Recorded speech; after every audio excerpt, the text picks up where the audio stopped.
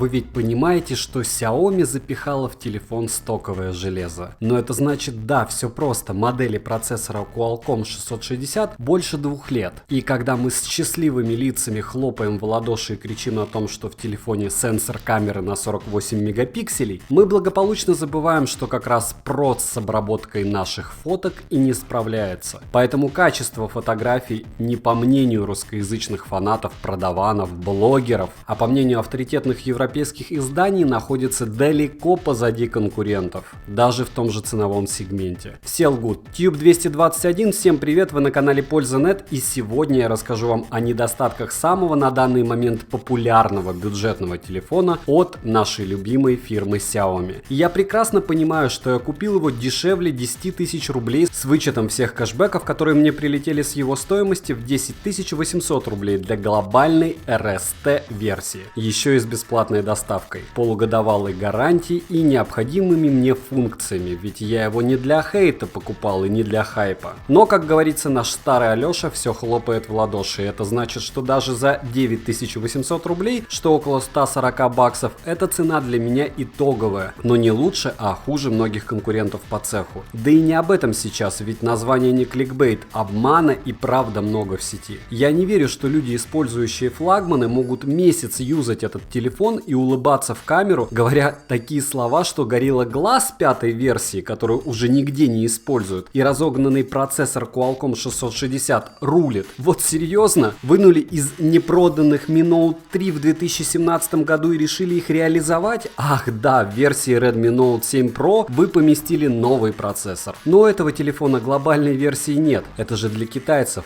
Смех сквозь слезы. И теперь, как всегда, кратко, быстро и емко о моем втором телефоне Redmi Note 7 глобальной версии с 3 гигами оперативы и 64 гигабайтами памяти на борту. Первое. Глобальный развод с камерой. Разница между режимом в 12 мегапикселей и 48 мегапикселями, по моим наблюдениям, только в объеме выходного файла и задержки записи с фото с 48 мегапикселей на 2 секунды после съемки. Как говорят красивое слово, интерполяция здесь ничего не решает и не меняет. Малые каналы без желания разгонять продажи данного девайса во весь голос трезвонят, что разницы между 12 и 48 в этом телефоне нет, и Google камера не особо спасает. Но мне-то есть чем сравнивать, я снимаю на P20 Pro от Huawei, и это космос разница. А для ролика я даже на веб-камеру с 1,3 мегапикселями могу топовые фото сделать и преподнести зрителю как 48 мегапикселей. Для того, у кого никогда не было реальных 20 мегапикселей в камере телефона, развод зайдет, а для остальных пользователей с опытом обычно продавцы и блогеры говорят: не, ну почти 48 мегапикселей в камере есть, только шумов много. Серьезно? Мастера маркетинга. Летим дальше. Второе. Качество съемки видео. И здесь молчание. Видео в 4К не снимает. Серьезно. А ведь это не полный лоу-кост. Meizu снимает в 4К за эти деньги, а Xiaomi нет. И, конечно, никакой стабилизации. Мне даже кажется, что он специально сам вибрирует при видеосъемке. Мне камера не понравилась. Третье. Здесь нет NFC, гироскопа и датчика температуры. Думаете, это дорого стоит, потому что они решили сэкономить? Конечно, но телефон без NFC сейчас? Серьезно? За 150 баксов? А в магазинах Российской Федерации вообще по 14 тысяч деревянных без NFC. Вы сами прекрасно знаете, что за эти деньги данный модуль есть почти во всех телефонах. Четвертый. Экран. Нет, он мне понравился, только соотношение сторон попахивает маразмом. На экране засветы, притом по всей плоскости, и функция скрытия шторки в стоке нет, что совсем нехорошо. Ну и, как всегда, довольно печальные дела с датчиком приближения. У некоторых он дичайшим образом барахлит или вообще не работает. И этих некоторых по отзывам довольно много. Пятое. Датчика холда нет. Спецчехол не надеть. Проблема с модулем голубого зуба, и это как раз то чувство, когда от наушников ничего не зависит. То есть, если вы купите даже топовые Bluetooth наушники, прерывания, скорее всего, будут с любыми. Достаточно поместить телефон в карман. Вот так Xiaomi и на этом сэкономили. Шестое. Gorilla Glass 5. Да, не шестое поколение, это значит, что даже после ключей покрытие будет нарушено. 2 недели в кармане джинс и экран уже с глубокими царапинами. Да и раньше, когда Xiaomi делали заднюю крышку из металла, а не стекла, в принципе ощущение от телефона было намного лучше. Нечего Samsung копировать. И защита от воды в телефоне отсутствует. 30 секунд в воде и ваш телефончик кирпич. Даже защита от влаги и пыли официально официально не заявлено никакого стандарта, нет там IP68, просто слова. Здесь есть защита от влаги. В мини-джеке пластик ломкий. 7. Маленький индикатор событий в крайне странном месте. От того, что они больше не нашли ему места. Мелочь, но все же и безумно раздражает, но это конкретно меня. 8. Родное программное обеспечение. Реклама почти во всех приложениях. И да, ее реально отключить, но необходимо реально заморочиться. Может быть, поставить чистый Android? Да ладно, я не для танцев с бубном телефон покупаю. И не так много людей, как вам кажется, меняют у телефонов прошивку. 9. Google камера без рутов. Думаете, это плюс? Ошибаетесь. Не снимает она намного лучше, это самообман. Во всяком случае, на этом девайсе. Очередной гвоздь по сиамишной камере и ее ПО. Чертова туча ненужных приложений, которые не факт еще, что у вас будут лучше работать. 10. Форм-фактор. Камера выпирает из корпуса, как и в остальных телефонах, но немного больше. Только не все кладут в комплект чехлы к телефону, которые никак не меняют ситуацию к лучшему. Как телефон при нажатии танцевал на столе без чехла, так и танцует с ним. Троллинг в играх, внимание, есть на 3-гигабайтной версии, притом приличной, особенно после 20-минутной игры в PUBG. Да и температура корпуса становится довольно высокой. Вы можете предположить, как всегда, что мой экземпляр брак, вспомнить, что он обошелся мне всего в 9800 рублей и тыкать окружающих носом в напечатанную на телефоне цифру 48 мегапикселей. И я даже с вами соглашусь, реклама Xiaomi делает чудеса. И именно поэтому это мой второй телефон. А 20 причин его купить я выпущу немного позже. И дело не в экономии на убогом чехле в комплекте, задней крышке, дешевом блоке зарядки и даже отсутствии скрепки для смены симок, а в альтернативах. И у этого телефона их просто море. Тот же Samsung A30 или Meizu Note 9. Оба с NFC. Кто не подписан, подписываемся и пишем, на что еще сделать обзоры в комментариях. Резюмируя тем, что телефон, конечно, топовый, но не стоит забывать о недостатках. Больше всего убивает, конечно, отсутствие NFC. Все остальное мелочи жизни, и Gorilla Glass 5 это тоже такой еще подкол от Xiaomi. Советовать этот телефон, конечно же, советую, но не дороже 10 тысяч рублей. Кто не подписан, подписываемся и пишем, на что еще сделать обзор в комментариях. На канале постоянный розыгрыш фитнес-браслетов Mi Band 3 и Honor Band 4 Run Edition среди подписчиков каждые 2 недели уже больше года. Условия в описании к видео, так же как ссылка на отзывы тех, кто уже получал с канала подарки, и не только эти браслеты. Ссылка на покупку телефона в описании к видео. Сначала юзаю, потом рассказываю, девайсу да или нет, польза.нет даст ответ. Особый привет моим постоянным подписчикам. На канале минимум 3 обзора в неделю и 1 стрим по воскресеньям обычно. Я его потом не удаляю, можете слушать как подкаст. Добра и удачи вам, дорогие друзья!